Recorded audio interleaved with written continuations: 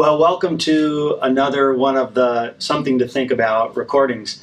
Really great to have you participate in this. And over the last few weeks, we have looked at something to think about.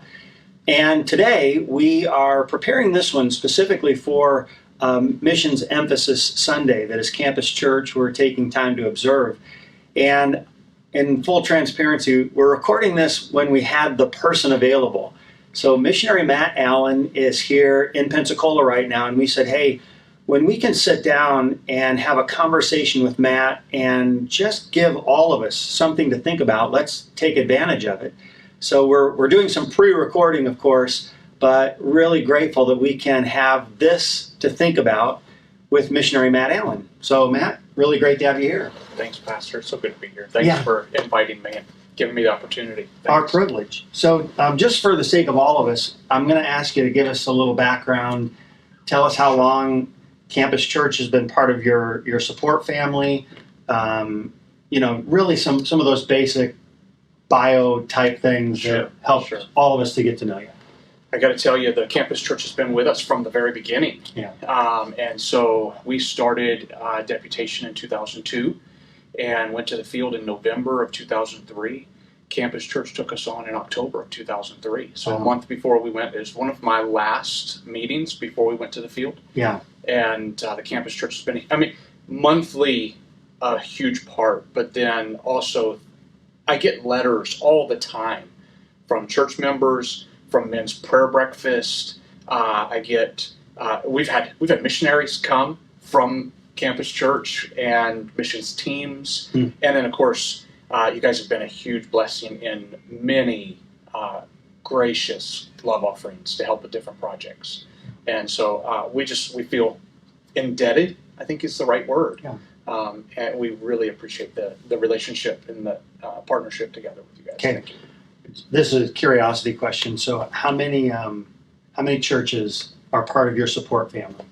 About 50. Yeah. There's about 50 churches around the U.S. Yeah. Yes, sir. And how long did it take you to partner with those 50 when you were first getting out? And I know some of that changes, there's ebb and flow, but about how long? We were 14 months. Wow. We hit the road and we hit it hard. And in fact, we started, funny enough, we started deputation here in Pensacola. Yeah. And started from here, and by the end of that first week on the road, we'd been in 8 churches, and we finished in Texas. And we were in a church it was every night that week, through Louisiana into Texas, and that was the way it was for 14 months. And we believed that God wanted us in Papua New Guinea, so we just went after it. So let's get there. It's unusual. I understand that. Yeah, to be there, to get through that phase that quickly. Yes, sir. This is another something to think about, and this is good for me as it is for any of us, but is the model that we practice with independent churches like ours. We're an independent Baptist church. So is the model that we're practicing with missionaries raising support, church to church, building a missions family, is that a good model? I hear both sides. Yeah. I hear the one side, let's just send the missionary out, fully supported, whether that's through a co-op or through just his home church. And then the other model where a missionary supported $50 a month by a bunch of churches. Yeah. The downside that I have come to see is when I come to the States and I'm only here for a month or two at a time. Yeah. I just don't have time to get around to bang, bang, bang, bang, bang, all of those churches. So there's that. Yeah. But at the same time, I think there is a bit of a weeding out process that happens during that. And maybe weeding out's a tough term. But I'd rather have somebody figure out that they're not going to make it on a foreign field before they get to the foreign field. It takes something to get there. Right. And if you have the something to get there, you have some motivation to stay there. Right. The other thing that, of course, the conversation that goes along with that is when you build that network of 50 churches, you've got a lot of people that, in a sense, are in your corner. Yes. And then to lose one of those churches is not as significant as if you lost the supply chain. Exactly. And we have some friends in Papua New Guinea that are not independent Baptists, but other missions. Yeah. And we've actually seen 2 families in our time there where they've had to come off the field because they were supported single model. Yeah. Where the church just wasn't able to hold that finances anymore, and now all of a sudden they're gone. Yeah. And so I've yet to see, pretty much across the board, I've yet to see a missionary have to come off the field within our circle. Got it. Because of one church lost. Okay. Support. Now I know these are like those grand boilerplate kind of questions, but your call to the field. So sure. Just give us a quick update sure. on that.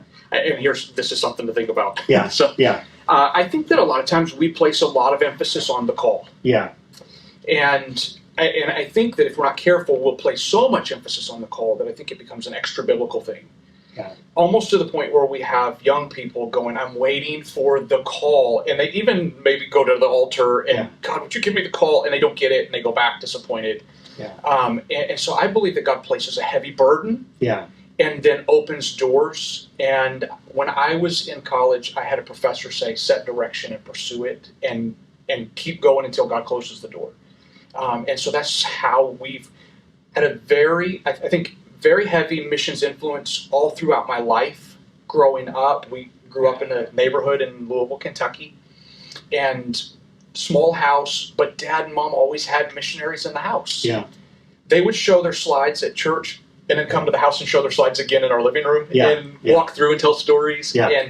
And we fell in love with missionaries that way. And so when I came into my college years, I was just, missions is the best thing that you could do. Yeah. But I didn't know where. And then the Lord began to show through circumstances, as I heard other missionary testimonies, read biographies, and then I began to walk through those doors. Now, I know for sure that God's the one that's got me where I'm at. Yeah. And so that's Papua New Guinea's home. Yeah. And it's going to take an act of God to move us from there. So you said, I really am encouraged to hear this. You said sometimes we almost place some extra biblical level of thinking on the call. Yes. Okay, but you had, if we wanted to replace the word called with, you said burden, and then if we also wanted to use desire, sure, that would also be like, what do you want to do? Right. You know, if you delight yourself in the Lord. There it is, Psalm 37:4. Yeah, yes. Then, like, wow, I have a desire to be in the mission field. I just don't know if I'm called. Well, I mean, you can have a desire to do accounting and be called, a desire to do police work or whatever. I mean, you can. Right. And we would never say, oh, somebody just had a desire to be a police officer, but that was wrong for their life because they didn't get the call. Yeah, right. And they should be as called to police work as you should be called to New Guinea. Absolutely. And so delight yourself in the Lord, and He will give you the desires of your heart. He places those desires there, and now that's where I want to go. Yeah. That's what I want to do. And I can't see myself doing anything else because it would be, I think I'd be bored. What kind of a life would I, and I see other professions, and I don't think anything less of them. Yeah. I'm thrilled for the police officer and the nurse, and I just know that this is what God's got for me. Cool. Okay, so let's talk about some, things that maybe we don't always discuss about missions. But I think since we have you here and available, I'd like you to weigh in on this. What are some of the things that we wouldn't know, but have kind of surprised you about missions? Now, I know your context is PNG, but man, you've been a missionary. You're a veteran. You've beat the average, the odds, all of that. Okay, so what are things that maybe initially surprised you? I read recently one of the things that surprised you when you first got to missions work was just the work it took to stay alive, in a sense. You know what I mean? Yes. Like just to have a meal and to stay healthy, and I mean, it took work to stay alive. Yes. Okay, so I mean, that is some sense of what does it take to, but go beyond that a little bit. What are some of the things that surprise you about missions? I think going into it, there's quite a bit of just a mindset, and I hear it when I come back. Thank you so much for the sacrifice. Oh, yeah. And maybe going into it, I thought there's going to be a bit of a sacrifice here. And when you get into it, it's just life. Yeah. This is just life. The I have people ask me, what is it that you miss about America? I don't miss anything. I do appreciate being able to walk into Walmart and having 25 choices of cereal, or Chick-fil-A has that crushed ice that they put in their Dr. Pepper. Those are pretty cool things. But I wouldn't call those sacrifices. And so the one thing that really did come across as a surprise to me would be how much work it just takes to be alive. And so, especially when we were in Kodidanga in the tribal setting. I mean, in the first year, I dropped down to about 140 pounds. And just trying to keep weight on was a big deal. And now, Port Moresby, the opposite end, in the capital city, we have a vehicle and all of that. That issue's trying to keep weight on is not a problem anymore. It needs to go the opposite direction. But I think if we could step into a kind of a spiritual realm, a church side of things, from the U.S. side of things that has surprised me would be, I feel like, and I don't have numbers for this, but I feel like the number of potential missionaries seems to be in decline, and that concerns me. And then at the other side, the flip the coin, the need is just massive, and we could talk numbers, 1.9 billion in pioneer people groups, frontier people groups, where they just don't have an opportunity. Almost 1 billion people are represented by 3 people groups, and we just don't have the gospel going out. And so that it's concerning, and I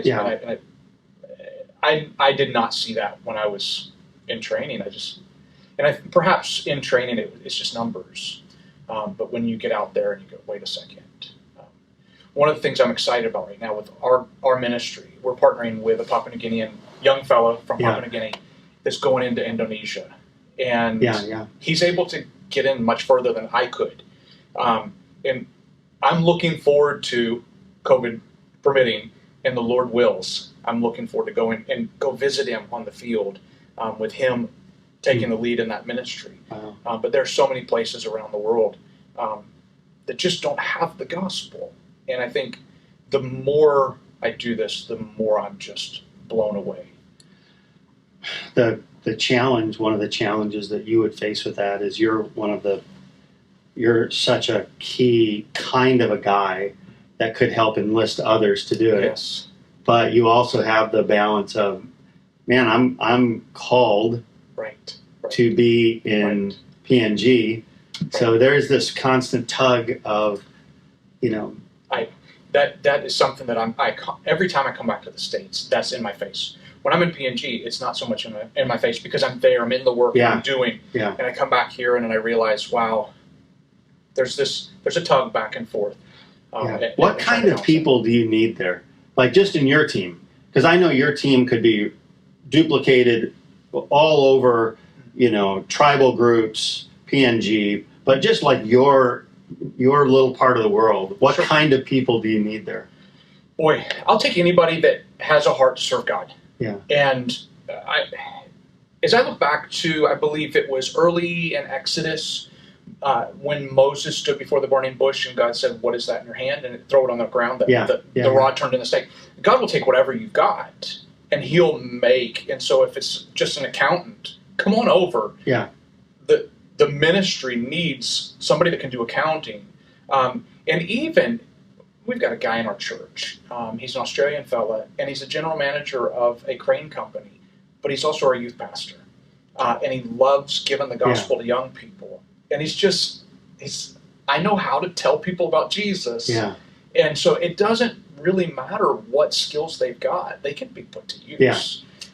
So there's no single service area anywhere either. I mean, so you're called to preach, right? I mean, you preach. Right, that's me. But you move chairs and you dig and you probably do some electrical and plumbing. And I mean, there's nothing you don't do. A person that goes to do accounting, man, we need accountants, but we also need people to help, move the chairs and help somebody drive the school bus or drive the church bus or there's all kinds of needs in that.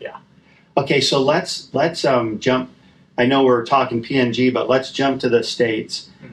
I remember when I was in college, so a long time ago, I can remember being away from, pardon the illustration, but I can remember being away from television for lengths of time Sure. at college, and then I'd go home and I would watch a TV show, and I was sometimes shocked at what I would see on TV that I had become accustomed to when I was consistently watching or consuming TV. Sure.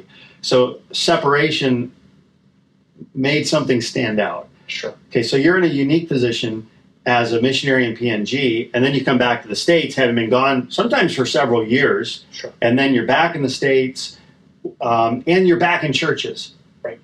Okay, so when you get back in churches, I know there's two sides of this, but let's start with the positive side. Mm-hmm. What are some of those things like, oh, wow, this is like a cool drink to a thirsty soul. Yes. Like, God, thank you for the churches back in the States that are, what are some of those things? Because I know the church is always, man, we need to be made into his likeness, but the church is still something that God is going to use until he calls us. Amen. So what are some of those cool water moments with the U.S. church? I think, one, I absolutely love, especially churches that do this well, I love just sanctifying, God-glorifying congregational singing. Oh, yeah. And so many times that'll happen. My home church is usually the first church to come back to. Now we sing in Papua New Guinea, and we've got a great song leader and a great music team, but it's just different. And you hear it in the accent you grew up in. Is there something? I don't know, it's just different. And so each time, I think almost every time when I come back to my home church, there they are, and they sing, and I mean, it choke you up, I forgot about this, right? Yeah, and we do it every week. Yes. If you don't see it, you don't. Yeah. The other thing that I'm encouraged by is there is an ongoing compassion that I see within the churches, and of course my view could be skewed because I come in as the missionary and I see people when the pastor gets up and says, "Hey, let's give towards this project." Yeah. And I watch people give. That's just encouraging to my soul. And if you don't mind, I'll use Campus Church. Here we were at a distance and we had the fire. Yeah. A couple weeks ago. Yeah. And I didn't even know that you guys were going to take up a love offering. And the following week, Pastor Young emails me and says, "Hey, we just took up for this to help out with it." And I'm just overwhelmed. Those are those cold water to a thirsty soul. Yeah. Okay, so obviously on the other side of that spectrum, there are things that like, oh, that kind of concerns me, or that I didn't notice that before, and now I'm seeing things. So what are some of those frightening, maybe not frightening, I don't know, but some of those little catch in your spirit that says, oh, that's disappointing, or that's a concern? Sure. I think that the division. Yeah. There's so many little within things the church, or like church to church. I think it's church. It can be church to church, and then when you sit down with a pastor, sometimes even the pastor might share out a little bit. Man, we've got a couple of folks in the church that feel this way. I think right now, mask or no mask, Yeah. And it can be so divisive. Yeah. And at some level, I just want to, hey, can we Romans 12:10 this, esteem other better than ourselves, and I want to. Even if I have to do this out of necessity to help you, or you don't want to have a mask, I'm going to take mine off too. Yeah. It was Christ's command, by this shall all men know that you're my disciples, you love one for another. And I wish we had more of that. Yeah. That's not to say, though, broad paintbrush that everybody's angry at everybody else. That's definitely not the case. Yeah. But it's just a concern, something to think about. Yeah. Do you think well, Jesus' desire is that we would be one. Amen. Okay, so it seems like there might be a growing awareness of the need, that we become so fractured that, wow, we stand back and scratch our head and say, wow, really over that? Right. So, boy, wouldn't it be wonderful if we continue with a growing awareness of what's really important. There are things that are worth dividing over. Sure. Truth always divides. Certainly. But there are also things that are not worth dividing over. Yes. And it doesn't matter. Right. So keep the important things there. Amen. Okay, hey, you mentioned this. You brought this up, so let me ask. You said, masks or no masks, and well, that's all a result of the COVID era that we're living in. Yes. We think, we don't know, but we think we're going to look back on these days and say, wow, wasn't that something? Hey, do you remember back in 2020? Yeah. And wasn't that crazy? Yeah. But we really don't know. Things that we assumed. I thought we were going to be out of church. Okay, hey, we're doing the shutdown. We're going to live stream. And I thought we're going to do this for a couple weeks. And then when we come back, we're going to have a big meal. And everybody's going to get together. Everybody bring desserts. Hug each other. Yeah. Yes. And the curve will be flat. Yeah. So, really, I think that's what we all thought. We all will do this for a couple weeks. Yes. And obviously, life looks different right now. Yes. So, because God is always up to something good, how's he using it? Because we sometimes just lament what we wish, but then we have the potential to miss what it is he's doing. So what do you see him doing right now through the COVID challenges? What's he doing in PNG and in your life maybe? I'm really glad that you specified that at the end, because I was like, what's he doing big scale? Yeah. That's I had no idea.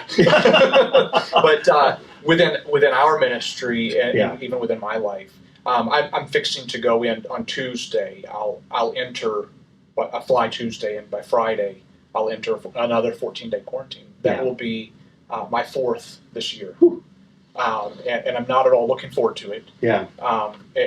However, the encouragement I gave to our folks in our church at the very beginning, and I've tried my best to continue this on for myself, is not to waste the quarantine. So if you end up in a place where you have to, and so I've done my best to just take those times and just go, wow, this is a great time for me to invest in my wife, my kids, my own relationship with the Lord, and my learning. And so that's been, I've taken it as, how many times in the past have we said, I wish I had more time? Yeah.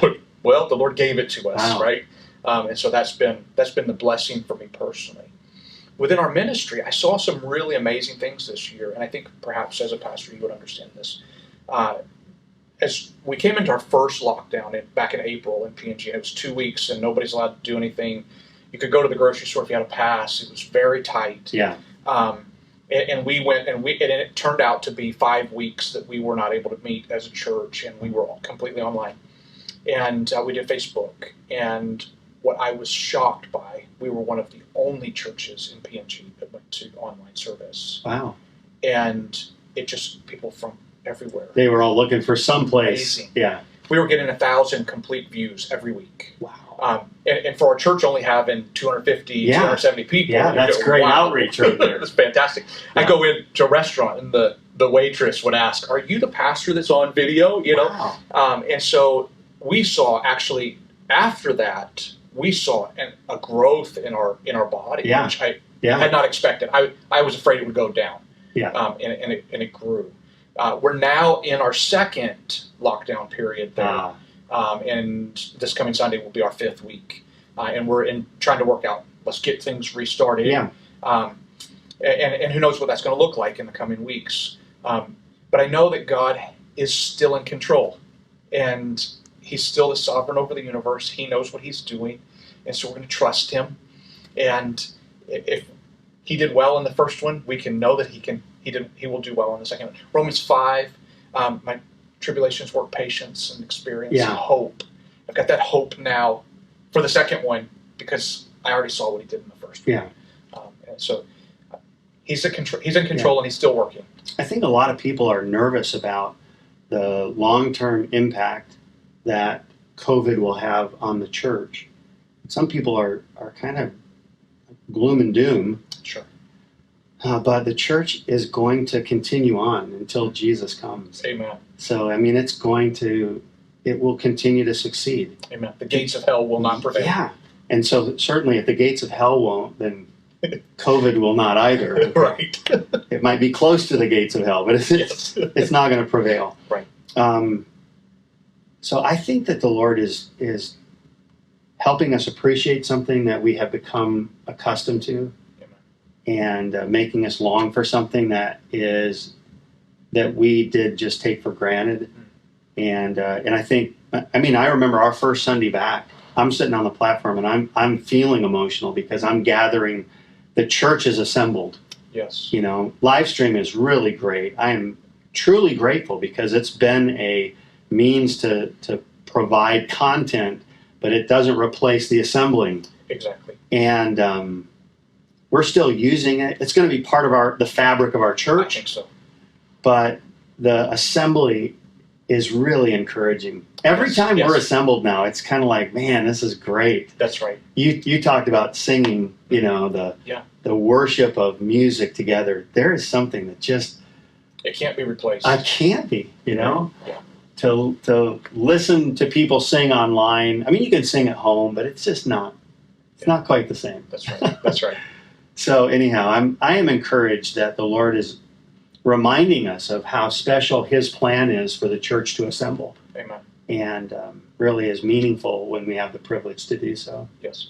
And, you know, as Paul finishes out, I think it was 1 Thessalonians, greet one another with a holy kiss. Yeah. Even that, I mean, there's something about touch, you know? Yeah. And us not being able to hug and shake hands and all that through this season. Yeah. All of us long for the day when we can do that again.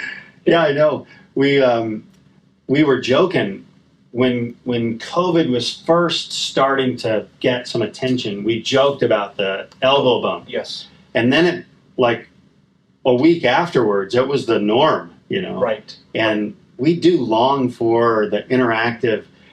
It's meaningful that Jesus would touch a leper. Yes. That He went and He touched him. And a guy who hadn't been touched since he was pronounced a leper now feels, for the first time, human touch. Yeah. It is part of how we interact with one another. We show love one for another, though. Yeah. Yes. So that is something that I think we are really desirous of. You know, I think there are probably some college students watching this, and when you said holy kiss, they just said amen. Okay, but, you know, measure that, put it in context. So we might have to edit that part out, just so we're all clear about this right now. Yes. Okay, so let's kind of wrap it up with this. Okay, no, I got two more things. Okay. So advice you'd give someone interested in missions. You know, I'm sure you've answered that question 1,000 times, but or maybe even beyond that, not just someone interested in missions, but advice to people. Yeah. Okay, because it may include. Sure. I think that at some point in their life, every Christian should make a missions trip to somewhere in the world. Great. I think that just opens your mind. Yeah. And you get to see everything's not the way this is. Okay, pause. Don't lose your train of thought. But today at lunch, we had lunch with our pastoral team, and the idea of missions trips came up. And missions trips we've taken in our past, and the impact of a really well-constructed mission trip. Yes. Because you've probably seen them, both of them. Yes. Okay. A well-constructed mission trip has profound impact. Yes. And a poorly constructed mission trip also, sadly, has profound impact. Exactly. Okay, but man, for a person to involve themselves in a trip like that, really meaningful. It expands your world in ways that the only way for your heart in that way to truly have that kind of impact is for your eye to have some impact on it. That's right. And being there is what provides it. Yes. Okay, I'm sorry to interrupt, but that's such what a great piece of advice. So I think, and that would be across the board, every Christian, young all the way up. Yeah. I think everybody should do a mission. Take a vacation. Use your vacation. Perfect. Go do it. You know, send an email to Matt Allen and say, hey, listen, my family, we're considering this as a family, or I'm a single, and what would that look like? And would I be more of a bother at this time than a help? And those questions should be asked, because it might not be the right time. Certainly. You might know of someone that could really use. Yes. Okay, so it might not be you, but you might be a great place to somebody else. Yeah. And so I think there's do a missions trip, be in contact, ask those questions, especially if somebody's interested in being a missionary, be asking those questions. I think some missionary biographies, and in this time frame of life or this period, we've moved so far away from books now to articles and online and all that. And if I could draw people back to a biography, grab a missionary. Give us a couple titles that you'd say, oh man, read this. Read Don Richardson's Lord of the Earth and Don Richardson's Peace Child. Both of those fantastic, and they come from my island. I was just going to say, now there's a little bit of hometown bias. Flavor there. That's right. But both of those are written well, kind of novel and missionary biography. Great. Grab some tissues for Lords of the Earth, though. Okay. When he wrote Lords of the Earth, and I won't stay on this long, when he wrote Lords of the Earth, I had not read it until I was in the village in Papua New Guinea. I'd lived there about 18 months when I read it for the first time, and I thought he was sitting on the mountain across from me writing about my people. Wow. And so I was just, it was great stuff. So anyway, I won't give any spoilers. Missionary gets shot, so it's worth. You just gave a spoiler. Oh, my bad. But it's worth reading. Okay. So missionary biographies, getting in touch. I mean, this social media is so easy. Facebook stalk me. It's okay. And go back through and watch and read and see what's there. Yeah. And so learn as much as you can. And then I think most importantly is a personal spiritual walk. Yeah. It does no good to ride somebody else's coattails, live vicariously through them. Yeah. It needs to be real for yourself. So. Okay, last thing. I think this is you've probably woven this answer all the way through, but we call these something to consider. So if someone was just sitting down and talking with you and trying to pick your brain, so to speak, and they're talking missions, of course, because we know Missionary Matt Allen. Sure. But if you just boiled it all down and they say, well, what should I be doing? Or tell me as a Christian, as a believer, a follower of Christ, give me something that I should be considering. So if you wanted to just summarize maybe something that's been a focal point of your life, ministry, maybe where you're at right now in life, because those focuses change as our days do. Sure. But do you have a final, like if I could leave Campus Church with something to consider, what would you leave us with? I think that perhaps the thing to consider from this and from my life would be, are you doing what you're supposed to be doing? And I know we talked at the beginning about there's not so much that call, but is this what God wants you to do? Yeah. And I've seen folks all across the spectrum. My dad was 45. He resigned from pastoring and came and worked in Papua New Guinea. And he's given those golden years. Will Muldoon, at 62, resigned his church in Wyoming, and he came to Papua New Guinea. He's been there now 8 years. He did 8 years without a furlough, lived in the swamps, digging ditches out so he can get the water out from around his house. And he's trained 16 pastors. Wow. And what a golden 8 years. And of course, college students, as we've had, how many come and then end up staying. Yeah. And so I might just ask, consider something to consider. Is this all that God's got for you? And it might seem like you're headed. I just had a meeting Sunday, so that's 4 days ago. Just had a meeting on Sunday with a young couple, both graduates from PCC. They graduated maybe 10 years ago. She's a nurse. He's pretty high up at Amazon, and they just sold the farm and all of the animals, implements, everything. He'll be resigning from Amazon at the end of this year, and they're going to be joining us in January. Wow. And I think 2 years ago, if you'd have asked him, this is what I'm supposed to do, but just consider, God, would you have me to do something else? And so, I think that's worth considering. Don't you think it is, if you honestly ask that question, it can be wonderfully reassuring to know I am actually doing what I'm supposed to be doing. Yes. Or this is not what I'm supposed to be doing. Yeah. Don't be afraid of the question. Yeah. I mean, either way, yes, you come out the winner. Amen. If you answer it honestly. Yeah. Because you could have reassurance, wow, I am supposed to be doing whatever. Yes. I mean, and it can be whatever. Yes. And it can also be wow, God, you have something else for me right now. Yes. And I get to be a part of it. So whatever the answer. And not to drag that out, there are, in the Great Commission, there's givers and there's goers. Yeah. And some are called to go, and the other ones have to stay behind and continue to make that possible. Yeah. And so it's not a bad question to consider. Wow. So. Matt, honestly, really a privilege to sit down with you and enjoy a lot of really great considerations. Thank you, Pastor. And just talk life and ministry. So thanks for the privilege. Thank you, Pastor. Hey, great to have you join us for something to think about. And as we continue to focus throughout the course of this day on the work of missions, pray that all of us will, in a sense, go away from this conversation at least thinking about the last something to consider. God, am I doing what you want me to do? Ask the question and then rejoice in the answer.